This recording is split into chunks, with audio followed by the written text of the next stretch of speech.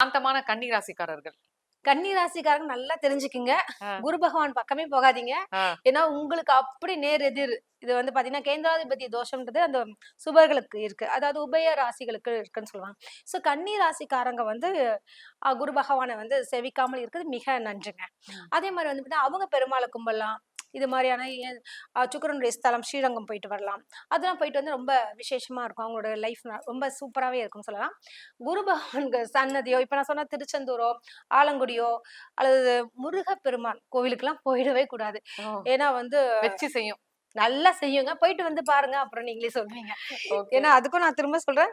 லக்னங்கள் என்னன்னு தெரியாது. பார்க்காம சொல்லக்கூடாது. சோ நம்ம ஞானரதம் மேம் சொல்ற ஒரு விஷயம் திருப்பி திருப்பி அழுத்தி என்ன அப்படின்னு பாத்தீங்கன்னா நேயர்களே, அதாவது பொதுவான பலன் தான் வந்து நம்ம மேடம் இப்ப சொல்லிக்கிட்டு இருக்காங்க. சோ ஒருத்தர் தனிப்பட்ட ஜாதகத்துல பாத்தீங்கன்னா தான் லக்னங்கள் மாறப்படும் நிறைய விஷயங்கள் நிச்சயமாக. சேஞ்சஸ் ம். இருக்கும் இல்லையா?